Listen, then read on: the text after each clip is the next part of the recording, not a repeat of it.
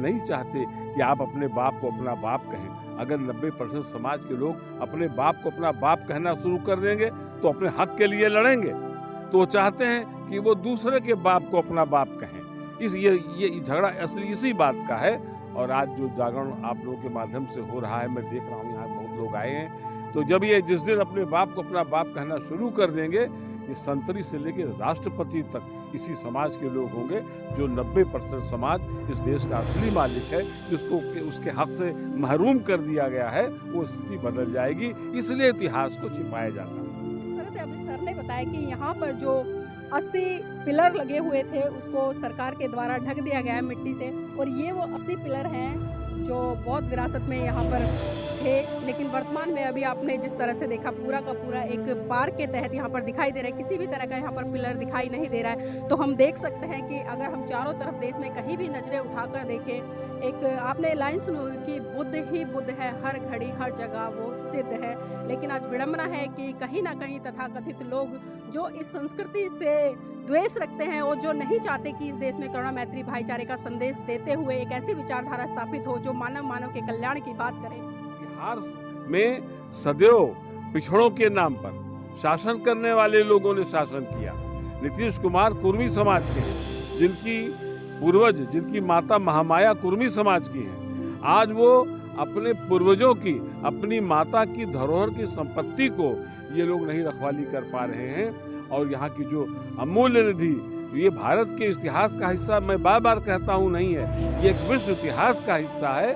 आज उसको भी हमसे महरूम किया गया है। और आने वाली पीढ़ी इसको किस तरह देख सकेगी, कैसे देख सकेगी, बड़ा मुश्किल है।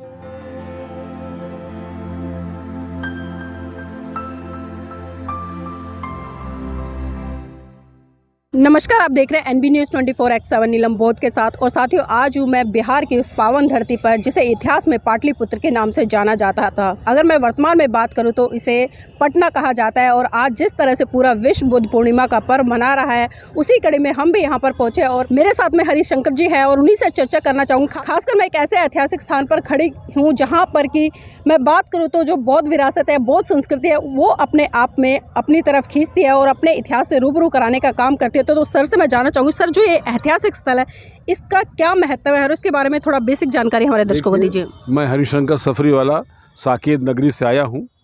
और यह स्थल जो है, ये तत्कालीन विश्व इतिहास का एक बहुत बड़ा हिस्सा है। और इसके बारे में जो ग्रीक इतिहासकार हैं और विदेशी घुमक्कड़ लोग हैं जो घूमने आए थे, उन्होंने इसके बारे में बड़ा विस्तार से लिखा है। लोगों ने लिखा है कि ये वो धरती है, ग्रीक इतिहासकारों ने लिखा है कि जो लगता है देख करके कि इसको यक्षों और देवताओं ने बनाया है। ये 80 पिलर का एक सभागार था। और ये पूरा का पूरा इतिहास जो है, ये बगल बगल की जो ज़मीन आप देख रहे हो, इस पर जो है मौर्य प्रसाद, जो उसमें विश्व के अधिकांश भाग पर शासन करने वाले, सिर्फ भारत की बात नहीं थी।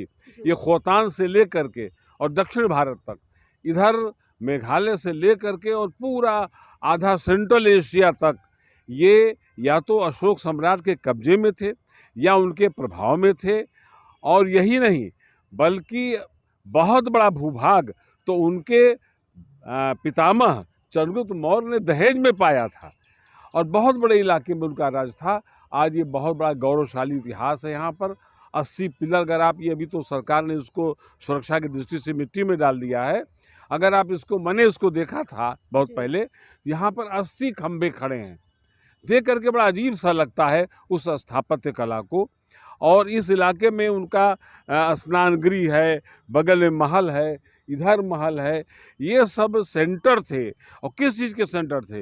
विश्व इतिहास के बड़े भूभाग पर शासन करने वाले ये सम्राट अशोक का ये मुख्य स्थल था। हालांकि इसको उनके पितामह चंद्रगुप्त मौर्य ने बनाने की शुरुआत की थी। और आज बड़ा अफसोस होता है यहाँ की दशा देख करके कि देखिए, ये चारों ओर ये सब थोड़ा दिखा दे कि ये उसी का हिस्सा, इस पर आज मकान बन गए हैं। और बिहार में सदैव पिछड़ों के नाम पर शासन करने वाले लोगों ने शासन किया। नीतीश कुमार कुर्मी समाज के हैं, जिनकी पूर्वज, जिनकी माता महामाया कुर्मी समाज की हैं। आज वो अपने पूर्वजों की, अपनी माता की धरोहर की संपत्ति को ये लोग नहीं रखवाली कर पा रहे हैं। और यहाँ की जो अमूल्य निधि, ये भारत के इतिहास का हिस्सा, मैं बार-बार कहता हूँ, नहीं है, ये एक विश्व इतिहास का हिस्सा है।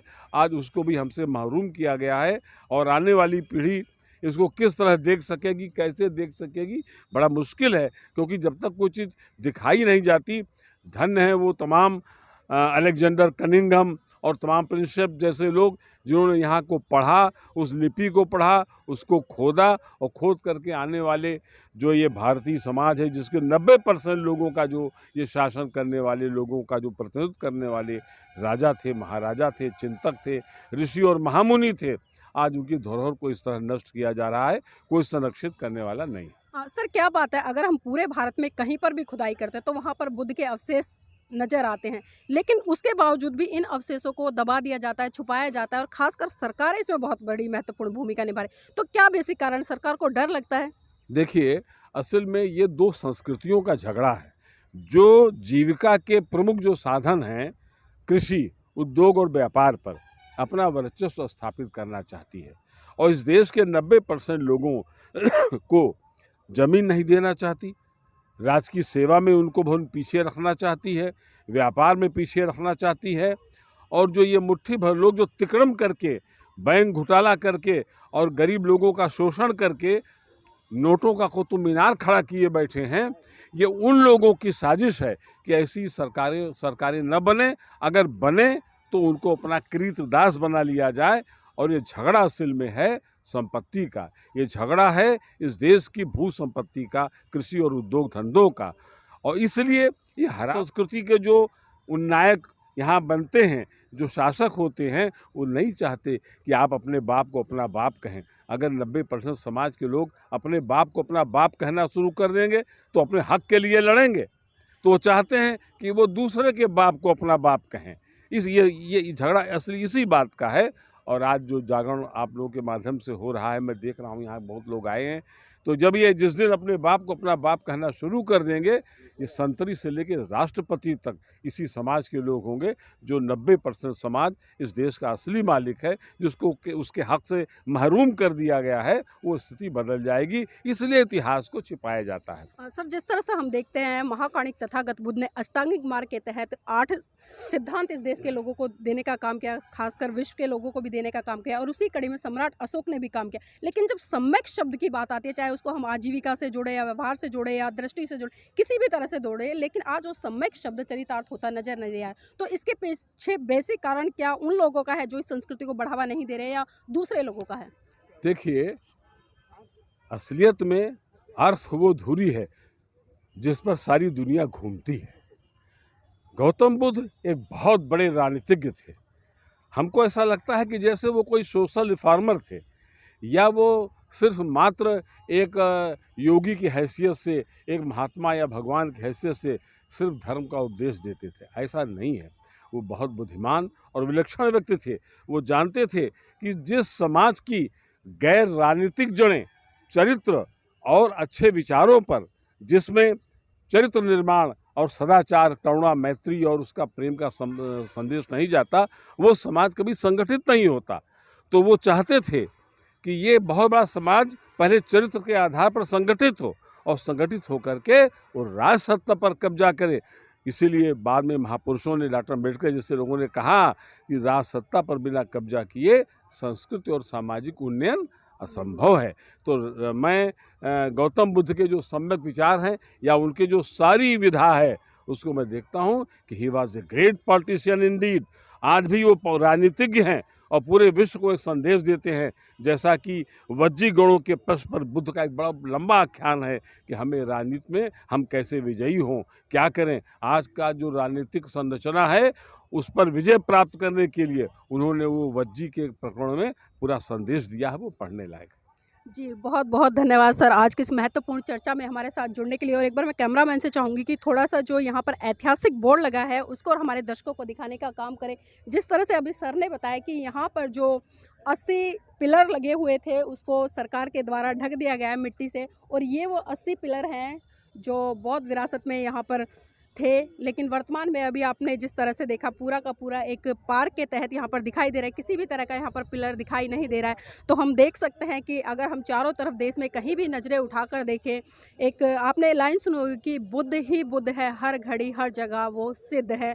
लेकिन आज विडंबना है कि कहीं ना कहीं तथाकथित लोग जो इस संस्कृति से द्वेष रखते हैं और जो नहीं चाहते कि इस देश में करुणा मैत्री भाईचारे का संदेश देते हुए एक ऐसी विचारधारा स्थापित हो जो मानव के कल्याण की बात करे, तो उन लोगों को भी सीख लेनी चाहिए और जो दूषित मानसिकता है उससे दूर हटकर मानव कल्याण के लिए लग जाना चाहिए और जो सच्ची धरोहर है इस देश की उसको सही दिशा में उजागर करके लोगों तक पहुंचाने का काम करना चाहिए।